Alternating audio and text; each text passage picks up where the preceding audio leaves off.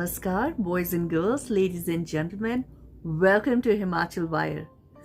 आज की किताब है My Life Story written by Lieutenant General K.J.S.Dhillon. Tiny. Tiny क्यों बुलाते थे इन्हें? ये किताब की कहानी मैं आपको बताऊंगी. रिटायर्ड लेफ्टिनेंट जनरल है ये, उनकी ऑटोबायोग्राफी है. इस किताब की कहानी को शुरू करने के लिए इस किताब को खोलने की ज़रूरत नहीं है. ये जो पिक्चर है, कहानी यहाँ से शुरू हो जाती है. कितने गाजी आए, कितने गाजी गए, कहानी यहाँ से शुरू हो जाती है. फिर आप इस किताब में पहली ये जो बातें इसमें लिखी हैं, ये जो 2 लाइन लिखी हैं, कितने गाजी आए, कितने गाजी गए, इसको ढूंढने लगते हो. तो खैर वो जो कहानी है वो शुरू होती है तकरीबन 200 पेजेस के बाद. उससे पहले इस किताब में क्या है? उससे पहले बहुत कुछ है. एक्चुअली ये कितने गाजी आए, कितने गाजी गए, ये एक स्टेटमेंट है जो लेफ्टिनेंट जनरल के.जी.एस. ढिल्लन ने बादामी बाग इंडियन आर्मी के कैंटोनमेंट में 19 फरवरी 2019 को दी थी. एक लाइव प्रेस कॉन्फ्रेंस चल रही थी. उस दौरान बहुत ही अनफॉर्चुनेट टेररिस्ट अटैक जो इंडिया में हुआ था पुलवामा में, उसके मेन मास्टरमाइंड कामरान अलायंस गाजी को जब ख़त्म कर दिया था, उसके बाद ये प्रेस कॉन्फ्रेंस हुई थी. और वहाँ पर किसी खास क्वेश्चन का उत्तर देते हुए उन्होंने ये कहा था, कितने गाजी आए और कितने गाजी गए. अब इस तरीके से बोलते हुए उंगली उठाकर बड़े एक इंटेंस मूड में उन्होंने ये बात कही थी. माहौल भी उस वक्त ऐसा ही था. ये जो पिक्चर है इसमें उनकी उंगली थोड़ी सी क्रुकेड नजर आ रही है. उसके पीछे की कहानी भी इस किताब में उन्होंने दी है. पहले प्रेस कॉन्फ्रेंस का बताती हूँ. ये जो प्रेस कॉन्फ्रेंस थी ये लाइव नहीं होनी थी, रिकॉर्डेड होनी थी. और इसमें क्वेश्चन आंसर्स तो थे ही नहीं. एक प्रेस नोट था जिसे वहां पे जाके पढ़ना था रिपोर्टर्स के सामने और उठकर आ जाना था. वहां पर lieutenant general Dhillon took a stand कि इस तरीके से ये प्रेस कॉन्फ्रेंस नहीं होगी. पूरे भारत को ये जानना ज़रूरी है कि क्या हो रहा है, हम किस तरह महसूस करते हैं और हम क्या कर रहे हैं, और कोई भी भारतवासी अकेला नहीं है. तो उन्होंने ऑन द 12th आवर ये डिसाइड किया कि ये प्रेस कॉन्फ्रेंस लाइव होगी. उसी प्रेस कॉन्फ्रेंस की ये स्टेटमेंट है. अब इस पिक्चर के पीछे क्या है? उंगली उनकी थोड़ी सी क्रुकेड है, जैसे मैंने बताया. ये आपको ऐसे पता नहीं चलेगा जब आप किताब पढ़ रहे हैं. तो उसमें जब एनडीए में ये थे तो एक बार फुटबॉल खेलते हुए इनकी उंगली टूट गई थी. इतने बुरे हाल से टूट गई थी कि इसकी जो बोन थी बाहर निकल गई थी और बहुत खून निकल रहा था. उसका भी एक मज़ेदार किस्सा है कि जब ऐसा हुआ, ये गोलकीपिंग कर रहे थे, ये अपने एक साथी के पास गए उसे बताने कि मुझे लग गई है और मुझे मेडिकल अटेंशन की ज़रूरत है. तो वो इतना खून जो इनके हाथ से बह रहा था और जिस तरीके से इनकी उंगली की हड्डियां बाहर निकली हुई थी, ये देखकर इतना घबरा गया कि उसे चक्कर आ गया. उसे जब चक्कर आया तो सबका ध्यान उसकी तरफ चला गया. एम्बुलेंस बुलाई गई और उसे स्ट्रेचर पे हॉस्पिटल ले जाया गया. ये वहीं खड़े थे. फिर ये किसी और के पास गए, उन्हें अपना हाथ दिखाया. वो भी पहले तो सदमे में आ गया क्योंकि चोट बहुत गहरी थी. फिर इन्हें आर्मी हॉस्पिटल लेके जाया गया. तो पहले जब आर्मी हॉस्पिटल गए, वहाँ पे इन्हें देखते ही समझ लिया कि इस हाथ का, इस उंगली का तो ऑपरेशन होना है. ऑपरेशन हुआ. उस वक्त स्पेशलिस्ट वहाँ पे नहीं थे. ऑपरेशन हो गया था. ये अपने वार्ड में वापस आ गए थे. सुबह जब स्पेशलिस्ट आए तो उन्होंने इनका हाथ देखा, एक्सरे देखा, ऑपरेशन का पूछा और कहा कि ये ठीक से नहीं हुआ है. दोबारा से इन्हें ऑपरेशन थिएटर लेके जाया गया. फिर से इनका ऑपरेशन हुआ, वो सारा खोला और दोबारा से उसे उस स्पेशलिस्ट के हिसाब से ठीक किया गया. फिर ये वापस आए. उसके बाद में दूसरा डॉक्टर जिसने पिछली रात इनका ऑपरेशन किया था, वो आया और उसने कहा, ये जो दूसरा ऑपरेशन हुआ है ना, ये ठीक नहीं हुआ है, ये फिर से करवाना पड़ेगा. तो वहाँ पे हॉस्पिटल में ही किसी ने इन्हें एडवाइस किया कि साहब, ये तो ऐसा ही आपके हाथ का कभी खोलो कभी बंद करो करते रहेंगे. आपको अपना हाथ बचाना है तो यहाँ से चले जाइए.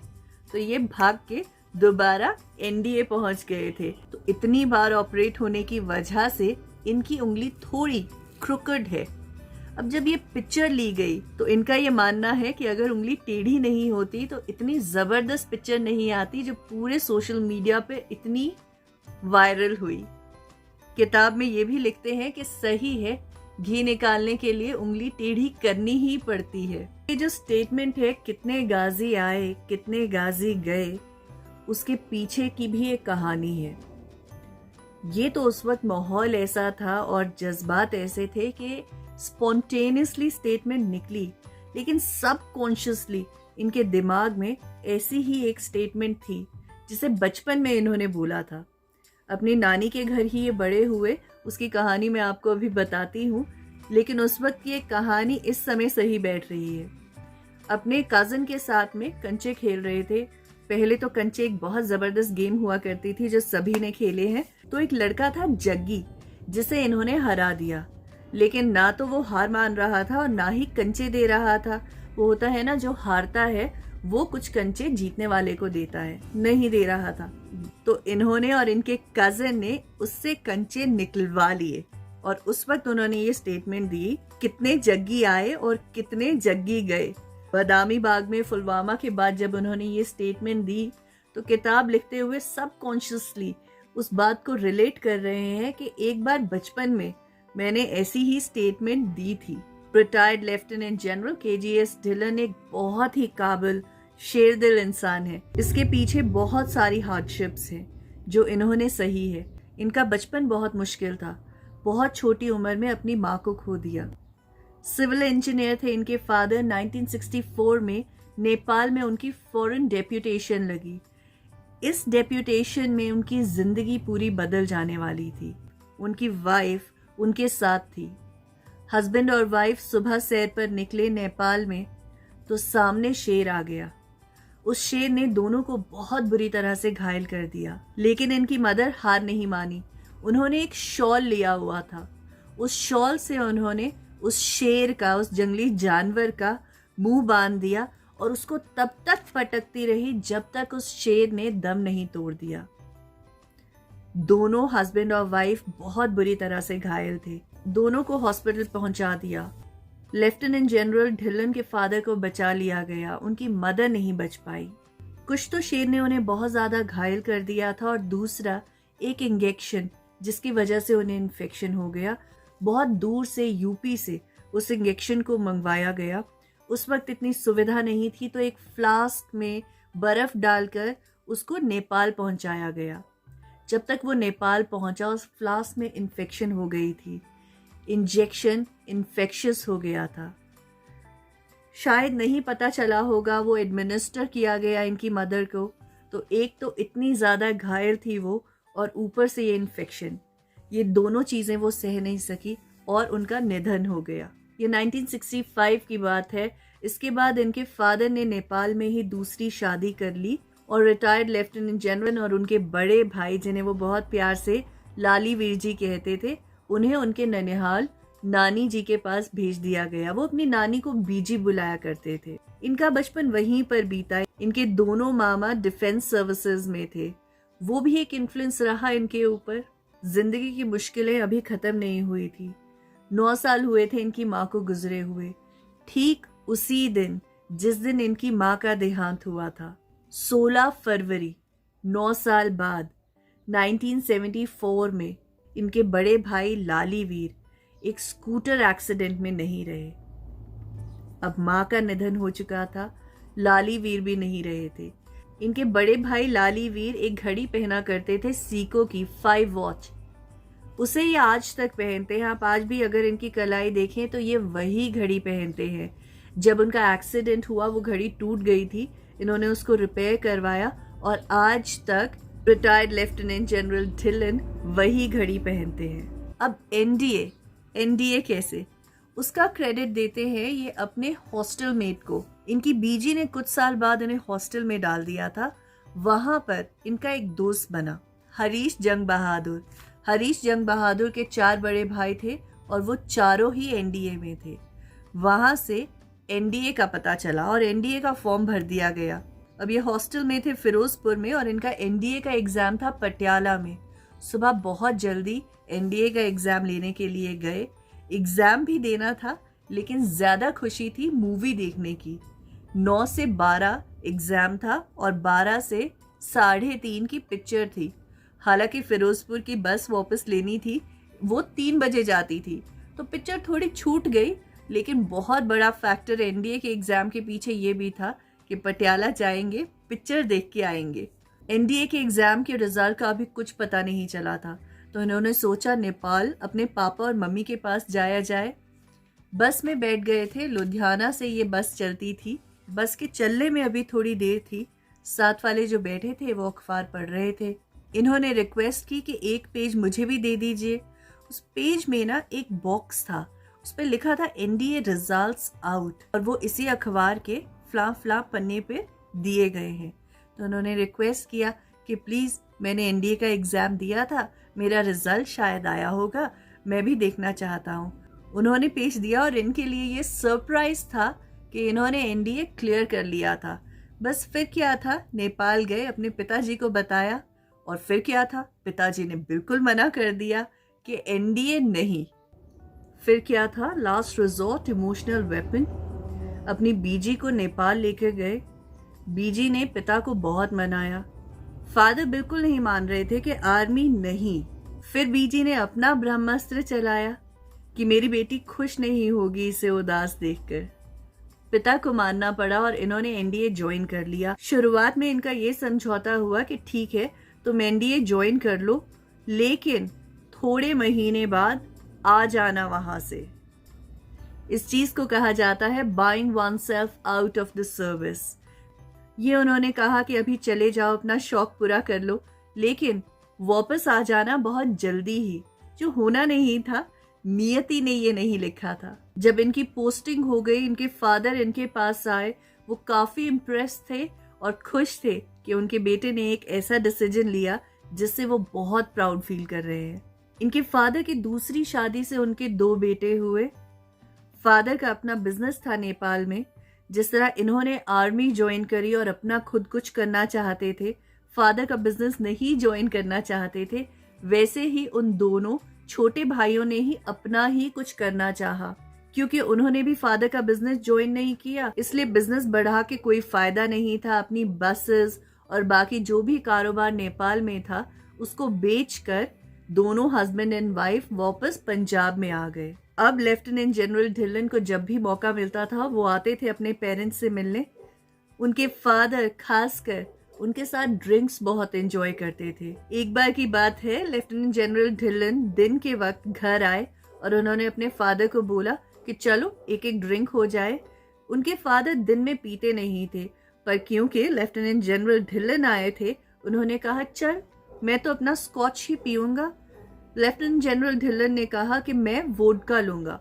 उन्होंने वोडका में चीज़ें मिलाना शुरू किया, स्पाइसेस डाले, चिलीज डाली, अदरक डाला, बहुत सारी चीज़ें डाली। तो उनके फादर देख रहे थे। फिर उन्होंने कहा कि बेटा हुन ऐसा कर, हुन उहदे विच थोड़ा जिहा तेल डाल के तड़का भी लगा ले। इस किताब में आप पढ़ेंगे एनडीए की जर्नी, जो हार्डशिप्स होती है वो क्यों होती है, बहुत ही ब्यूटीफुली जस्टिफाई की है। आपको जिंदगी सिखा रही होती है, इसलिए वो भी ज़रूरी है। जैसे आप थोड़े थोड़े सीनियर्स होते हो, आपको क्या लेवरेज मिलती है वो भी बताया गया है। आईएमए की ट्रेनिंग, उसके बाद आर्मी में आपका इंडक्शन किस तरीके से होता है। कोई भी इंसान जब आर्मी ज्वाइन करता है तो वो एक परिवार को ज्वाइन करता है, वो अकेला नहीं होता। उसके परिवार में जो हैं बच्चे, बीवी, उन सब को जोड़ा जाता है आर्मी से। ये एक बहुत बड़ी फैमिली है जिसमें किसी को भी अकेला नहीं छोड़ा जाता। बाहें खोलकर सभी को वेलकम किया जाता है। इनफैक्ट जब कोई सोल्जर नहीं रहता तो ऐसा नहीं है कि बस रिश्ता खत्म हो गया, फिर भी उसके बच्चे, उसकी बीवी, हर इंसान का ध्यान रखा जाता है। ये इस बुक में रिटायर्ड लेफ्टिनेंट जनरल के.जे.एस. ढिल्लन का कहना है। बहुत सारे ऑपरेशंस जो उन्होंने अपनी सर्विसेज के दौरान किए, जिसमें ऑपरेशन माँ है। ये ऑपरेशन शुरू हुआ था एक खास ऑब्जर्वेशन के बाद। उन्होंने ये ऑब्जर्व किया कि कश्मीरी यूथ जो है, जो लड़के हैं, वो खास तौर से अपनी माँ से बहुत जुड़े हुए हैं। हो सकता है वो अपनी पिता की बात ना माने, लेकिन अपनी माँ की बात जरूर मानते हैं। तो माओ को ये समझाया गया वहाँ पे कि आज के जो पत्थर मारने वाले बच्चे हैं वो कल टेररिस्ट बनेंगे, और एक कैलकुलेशन करके उन्हें ये समझाया गया कि जब कोई बच्चा पत्थर मारने में जुड़ जाता है, इस एक्टिविटी में, एक टेररिस्ट एक्टिविटी की शुरुआत है ये, इसमें जुड़ जाता है, तो उसकी जो जिंदगी है वो 7 दिन से 1 साल तक बस इतनी ही रहती है, उस दिन से जिस दिन से उसने हाथ में पत्थर उठा लिए। ये छोड़ता नहीं है उसे।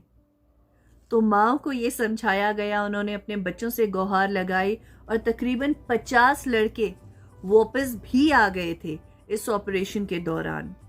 फिर अपने जवानों का, ऑफिसर्स का मोरल कैसे हाई रखना है, किस तरह थोड़ी ढील देनी है और किस तरह उन्हें पकड़ लेना है, जो भी कुछ सजाएं मिल रही है उन्हें बताया गया है इस किताब में, लेकिन उनको न्यूट्रलाइज भी कर दिया गया है ऐसे कि सजा तो मिली लेकिन उस सजा ने ये सिखा दिया। इनकी जब शादी हुई नीता बाजवा से, वो भी पंजाब से थी, थोड़ी सी हेजिटेंट थी कि इनसे शादी नहीं करनी चाहिए क्योंकि इनकी बायोलॉजिकल मदर नहीं है, पर परिवार के समझाने पे मान गए और ये शादी एक बहुत खूबसूरत शादी है। 2 बच्चे हैं इनके और बहुत खुशहाल परिवार है। जब ये आई थी पहली बार तो कैसे इनका स्वागत हुआ, क्या कंफ्यूजन हो गई थी, वो आप इस किताब में पढ़िएगा। रोडीज के रणविजय सिंह का कंट्रीब्यूशन है इनकी वाइफ का खाना बनाना शुरू करने में। ये क्या किस्सा था इस किताब में पढ़िएगा। बहुत सारे काबिल अफसर इंडियन आर्मी के जिन्हें खो दिया हमने, उनके बारे में इस किताब में लिखा हुआ है। बहुत सारी ऐसी बातें जो उस वक्त सीक्रेट थी, जैसे एब्रोगेशन ऑफ आर्टिकल 370। जब ये किताब आने वाली थी, जो भी सारे इंटरव्यूज हो रहे थे वो सभी बता रहे थे कि क्या कहा है retired lieutenant general abrogation of article 370 के बारे में, 35A के बारे में। लेकिन ये जो किताब है ना, ये सिर्फ इसके बारे में नहीं है। कुछ पन्ने हैं जो इसको डेडिकेटेड है, क्योंकि वो उस पोस्ट पे थे जहां पे उनको इसमें जुड़ना था। लेकिन बाकी जो किताब है वो इनकी फैमिली के बारे में चल रही है, इनके बारे में चल रही है, लाइफ के बारे में चल रही है, वो सब है। तो जब आप इस किताब को उठाएं, इसके कवर को देखें, इसको एक सर्जिकल स्ट्राइक की एक्सपेक्टेशन में पढ़ना शुरू मत कीजिएगा। किसी की लाइफ स्टोरी है, मैं तो कहूंगी एक ऐसी बुक है कि इसे जो भी कोई पढ़ेगा वो किसी ना किसी तरह से इंडियन आर्मी से जुड़ना चाहेगा।